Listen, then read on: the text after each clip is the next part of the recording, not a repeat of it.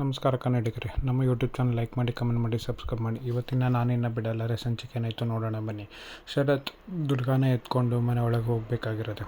ಮನೆಗೆ ಎತ್ಕೊಂಡು ಒಳಗೆ ಹೋಗ್ಬೇಕಾದ್ರೆ ಚಾರ್ಲಿ ಪೇಂಟ್ನ ಬೀಳಿಸ್ಬಿಟ್ಟು ಹೊರಟೋಗುತ್ತೆ. ಆ ಪೇಂಟ್ ಮೇಲೆ ಶರತ್ ಕಾಲಿಟ್ಕೊಂಡು ಅವಳನ್ನ ಎತ್ಕೊಂಡು ಮನೆ ಒಳಗಡೆ ಹೆಜ್ಜೆ ಇಡ್ತಾನೆ.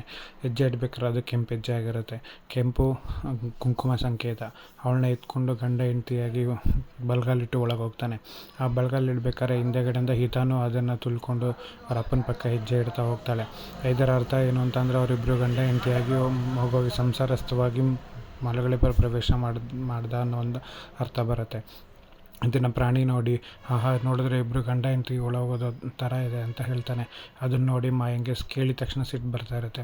ಆಗ ಅವ್ನು ಹೇಳ್ತೀನಿ, ಇಲ್ಲ ಅಯ್ಯೋ ನಾನು ಏನೋ ಹೇಳೋಕ್ಕೋಗಿ ಏನೋ ಹೇಳ್ಬಿಟ್ಟೆ, ದೊಡ್ಡ ಕ್ಷಮಿಸಿ. ಆ ಕೆಲಸದವ್ರಿಗೆ ಇದನ್ನು ಕ್ಲೀನ್ ಮಾಡದೆ ಹೋದರೆ ಸುಮ್ಮನೆ ಇರಲ್ಲ, ನಾನು ಕ್ಲೀನ್ ಮಾಡಿಸ್ತೀನಿ ಅಂತ ಹೇಳಿ ಪ್ರಾಣಿ ಹೋಗ್ತಾನೆ. ಅವ್ನ ಹಿಂದೆ ಅವ್ನು ನಿಂತಿನೂ ಅಯ್ಯೋ ಅವರೆಲ್ಲ ಹೇಳಿದ್ರೆ ಸರಿಯಾಗಿ ಕೆಲಸ ಮಾಡಲ್ಲ ಅಂತ ಹೇಳಿ ಅವ್ನ ಹಿಂದೆ ಅವಳು ಹೋಗ್ತಾಳೆ. ಅಲ್ಲಿ ಮನೆ ಯಜಮಾನದ ಶರತ್ತಪ್ಪ ನೋಡ್ಕೊಂಡು ನಿಂತಿರ್ತಾರೆ. ಆಗ ಮಾಯ ಕೋಪದಿಂದ ಇದನ್ನೆಲ್ಲ ನನ್ನ ಕೈಲಿ ತಡ್ಕೊಳ್ಳೋದಕ್ಕಾಗಲ್ಲ, ನನ್ನ ಕೈಲಿ ಇದನ್ನೆಲ್ಲ ತಡ್ಕೊಂಡಿರೋದಕ್ಕೆ ಸಾಧ್ಯನೇ ಇಲ್ಲ ಅಂತ ಹೇಳಿ ಅದನ್ನು ಮಾಯ ಸಿಟ್ಟು ಮಾಡ್ಕೋತಿರ್ತಾಳೆ. ಇಲ್ಲಿ ಆ ಸಿಟ್ಟು ಮಾಡ್ಕೊಳ್ಳೋದನ್ನು ನೋಡಿ ಅವಳ ಫ್ರೆಂಡ್, ನೀನು ನಿಮಗೆ ಮಾಡ್ಕೋಬೇಕು ಮಾಯ, ಇನ್ನೂ ಅನುಭವಿಸೋದಿದೆ, ವೇಟ್ ಆ್ಯಂಡ್ ವಾಚ್ ಅಂತ ಹೇಳ್ತಾಳೆ. ಇಲ್ಲಿ ದುರ್ಗನ ಕರ್ಕೊಂಬಂದು ರೂಮಿಗೆ ಬಿಟ್ಟು ಶರತ್ ನಿಂತ್ಕೊಂಡು ಯೋಚನೆ ಮಾಡ್ತಿರ್ತಾನೆ. ನಾನು ದುರ್ಗಂಗೆ ಹೆಂಗಾರ ಮಾಡಿ ಸಾರಿ ಕೇಳಬೇಕಲ್ಲ, ಅವಳನ್ನ ಹೆಂಗಾರ ಮಾಡಿ ನಂಗೆ ಕ್ಷಮೆ ಕೇಳಬೇಕಲ್ಲ ಅಂತ ಯೋಚನೆ ಮಾಡ್ತಿರ್ತಾನೆ. ಅದೇ ಟೈಮ್ಗೆ ಗಿಣಿ ಹೇಳ್ತಾಳೆ, ಏನು ಬಾಸು ಏನೋ ಯೋಚನೆ ಮಾಡ್ತಿದ್ದೀರಾ, ಏನು ಯೋಚನೆ ಮಾಡ್ತಿದ್ದೀರಾ ಅಂತ ಕೇಳುತ್ತೆ.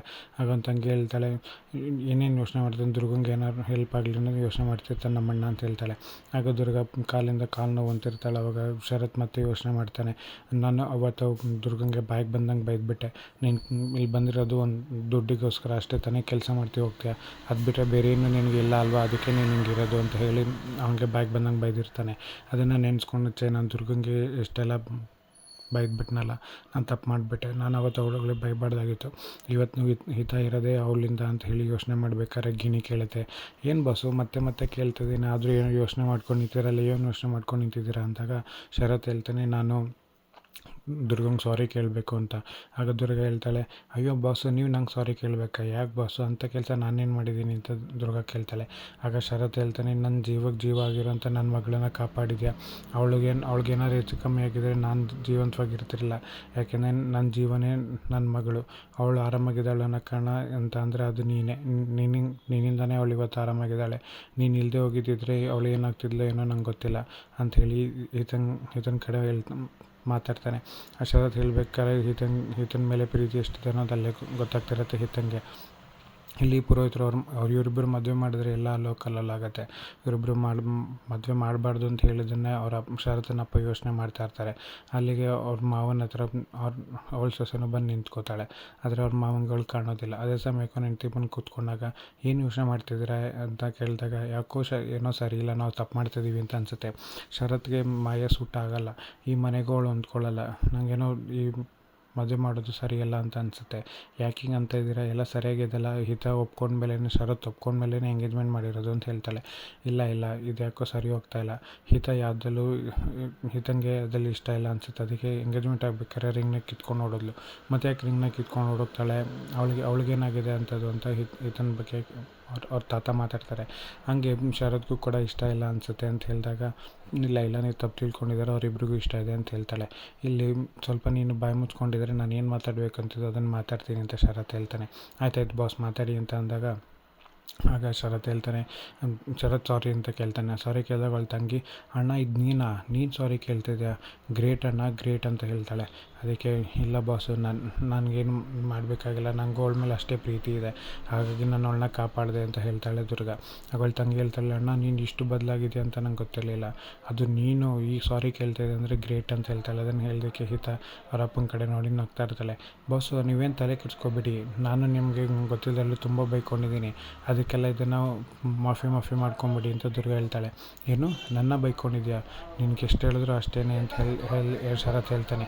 ಆಗ ಗಿಣಿ ಹೇಳುತ್ತೆ, ಅಲ್ವೇ ದುರ್ಗ ನೀನೇ ಸಿಕ್ಕಾಕ್ಕೊಂಡಿಯಲ್ಲೇ ಅಂತ ಗಿಣಿ ಹೇಳುತ್ತೆ. ಆಗ ಶರತ್ ನಿನಗೆ ಎಷ್ಟು ಹೇಳಿದ್ರು ಅಷ್ಟೇ, ನಾನು ಬಂದು ನಿನ್ನ ಸಾರಿ ಕೇಳೋಕ್ಕೆ ಬನ್ನಲ್ಲ, ನನ್ನ ತಪ್ಪು ಅಂತೇಳಿ ಅಲ್ಲಿಂದ ಹೊರಡೋಕ್ಕೆ ಶುರು ಮಾಡ್ತಾನೆ. ಅದರಲ್ಲಿ ತಂಗಿ ಹೇಳ್ತಾಳೆ, ಎಲ್ಲಿ ಹೋಗ್ತದೆ, ದುರ್ಗು ನೋಡ್ಕೊಳ್ಳೋದು ಜವಾಬ್ದಾರಿ ನಿಂದು, ನಾನು ಹೊರಗಡೆ ಏನಿದೆ ನಾನು ಅದನ್ನು ನೋಡ್ಕೋತೀನಿ, ನೀನು ತಲೆ ಕೆಡಿಸ್ಕೋಬೇಡ, ನೀನು ಇಲ್ಲಿ ನಿಂತ್ಕೊಂಡು ದುರ್ಗನ ನೋಡ್ಕೊ ಅಂತ ಹೇಳ್ತಂಗೆ ಶರತ್ನ ಅಲ್ಲೇ ಬಿಟ್ಟು ಹೊರಡ್ತಾಳೆ. ಶರತ್ ಅಲ್ಲೇ ಹಾಸಿಗೆ ಮೇಲೆ ಕೂತ್ಕೊಂಡಾಗ ಯೋಚನೆ ಮಾಡ್ತಾನೆ, ಹಿತ ಇವಳ ಜೊತೆ ಇದ್ದಾಗ ಎಷ್ಟು ಖುಷಿಯಾಗಿರ್ತಾಳೆ. ನನ್ನ ಮಗಳು ಹಿಂಗೆ ಖುಷಿಯಾಗಿ ನಗ್ನಾಗ್ತಾ ಇದ್ರೆ ಸಾಕು ನನಗೆ. ಹಿಂಗೆ ನನ್ನ ಹತ್ರ ಅವಳು ಖುಷಿಯಾಗಿದ್ದರೆ ಅದು ಬಿಟ್ಟರೆ ಬೇರೆ ಏನೂ ಕೇಳ್ಕೊಳ್ಳಲ್ಲ. ಹಿತ ಖುಷಿಯಾಗಿರ್ಬೇಕಂದ್ರೆ ದುರ್ಗ ಅವಳ ಜೊತೆ ಇರಬೇಕು. ಹಾಗಾಗಿ ಹಿತ ಖುಷಿನೇ ನನ್ನ ಖುಷಿ ಅಂತ ಹೇಳಿ ಶರತ್ ಯೋಚನೆ ಮಾಡ್ತಿರ್ತಾನೆ. ಇಲ್ಲಿ ಹಿತ ದುರ್ಗನ ಜೊತೆ ಆಟ ಆಡಿಕೊಂಡು ತಮಾಷೆ ಮಾಡಿಕೊಂಡು ಜೋರಾಗಿ ನಕ್ಕೊಂಡು ಆಟ ಆಡ್ತಿರ್ತಾಳೆ. ಇದು ನೋಡಿ ಶರತ್ಗೆ ಖುಷಿಯಾಗುತ್ತೆ. ಇದನ್ನೆಲ್ಲ ಮಾಯಾ ಆಚೆ ಕಡೆ ಕಿಟಕಿಯಿಂದ ಇಣ್ಕಿ ನೋಡ್ತಿರ್ತಾಳೆ, ಇವ್ರು ಏನು ಮಾಡ್ತಾಯಿದ್ದಾರೆ ಅಂತ. ಇಲ್ಲಿ ಶರತ್ತನ ಅಮ್ಮ ಹೇಳ್ತಾಳೆ, ನೀವೇನೋ ತಪ್ಪು ತಿಳ್ಕೊಂಡಿದ್ದೀರ ಅನಿಸುತ್ತೆ, ಎಲ್ಲ ಸರಿಯಾಗಿ ನಡೀತಾ ಇದೆ ಅಂತ ಅನಿಸುತ್ತೆ. ಮತ್ತು ಈ ಆಕ್ಸಿಡೆಂಟ್ ಏನಕ್ಕೆ ಆಯಿತು, ಆಕ್ಸಿಡೆಂಟ್ ಆಗಿದ್ದು ಶುಭಶಕನ ಅಲ್ವಲ್ಲ ಅಂತ ಹೇಳ್ತಾನೆ. ಅದಕ್ಕೆಲ್ಲ ಕೋಇನ್ಸಿಡೆನ್ಸಲ್ಲಿ ಇದಾಗಿರಬೇಕು, ನೀವೇ ತಲೆ ಕೆಡಿಸ್ಕೊಟ್ಟಿರ್ತೀರ ಅಂದಾಗ ಇಲ್ಲೊಂದು ಸ್ವಲ್ಪ ಅವಳ ಶಕ್ತಿಯಿಂದ ಗ್ಲಾಸ್ನ ಹೊಡೆದಾಕ್ತಾಳೆ.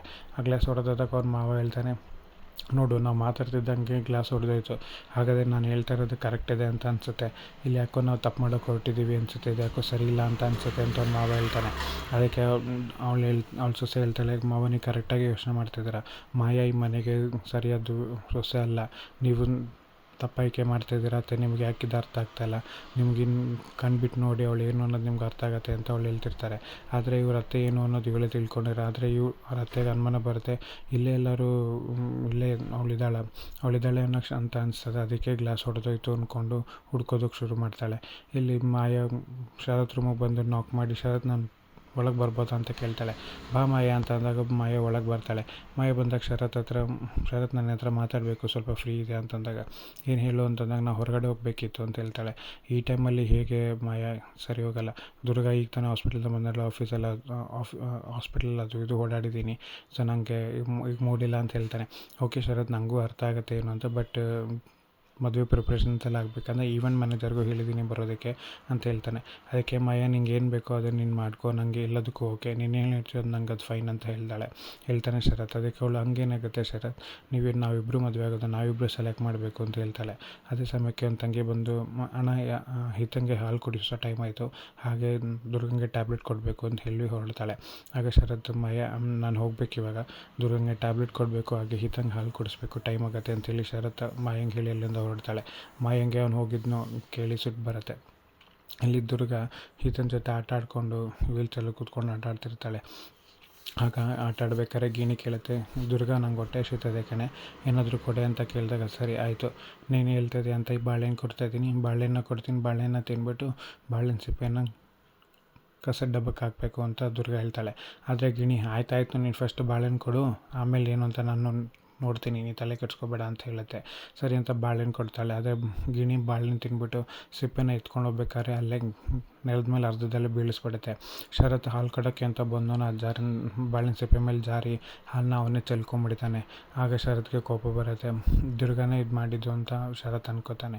ಆಗ ಗಿಣಿ ಹೇಳುತ್ತೆ, ಓ ಬಾಸ್, ಹಾಲಿನ ಅಭಿಷೇಕ ಮಾಡಿಕೊಂಡ್ರು ಅಂತ ಗಿಣಿ ಹೇಳಿ ಅಲ್ಲಿಂದ ಹೊರಡುತ್ತೆ. ಆಗ ದುರ್ಗ ಬಾಸು ಅಂತ ಕರೆದ್ರೂ ನಿಂತ್ಕೊಳ್ಳಲ್ಲಿ ಹೋಗ್ತಾನೆ. ಎಲ್ಲ ಸಲ ನಾನೇ ಮಾಡ್ತಾಯಿದ್ದೆ, ಈ ಸಲ ನಾನು ಏನೂ ಮಾಡ್ತಿದ್ರು ಅವರೇ ಚೆಲ್ಕೊಂಡ್ರು, ನಂದೇನಾರ ತಪ್ಪಿದೆ ಅಂತ ದುರ್ಗ ಅನ್ಕೋತಾಳೆ. ಇಲ್ಲಿ ಹಿತನ ಹತ್ರ ಮಾತಾಡ್ಬೇಕಾದ್ರೆ, ನೀನೇನೋ ಮಾತಾಡಿದ್ರೆ ಏನು ಸರಿ ಇರುತ್ತೆ, ನೀನು ಮಾಡಿದ್ದು ನಂಗೆ ಒಂಚೂರು ಇಷ್ಟ ಇಲ್ಲ, ನೀನು ನಂಗೆ ಓದಿಲ್ಲ, ಏನಾದ್ರು ನಿನಗೆ ಹೆಚ್ಚು ಕಮ್ಮಿ ಆಗಿದ್ರೆ ಏನು ಮಾಡಬೇಕಿತ್ತು, ನೀನು ಮಾಡಿದ್ದು ಒಂಚೂರು ಸರಿ ಇಲ್ಲ ಹಿತ, ನಂಗೆ ಬೇಜಾರಾಗಿದೆ ಅಂತ ದುರ್ಗ ಹೇಳ್ತಾಳೆ. ಇನ್ನು ಯಾವತ್ತೂ ಈ ಥರ ಓಡೋಗಬಾರ್ದು, ಹಿಂಗೆ ಓಡೋಗಿ ಏನೂ ಮಾಡ್ಕೊಳ್ಳಲ್ಲ ಅಂತ ನನಗೆ ಮಾತು ಕೊಡು ಅಂತ ಕೇಳಿದಾಗ ಹಿತ ಅವಳಿಗೆ ಮಾತು ಕೊಡ್ತಾಳೆ. ಮುಂದೇನಾಗುತ್ತೆ ಕಾದು ನೋಡೋಣ.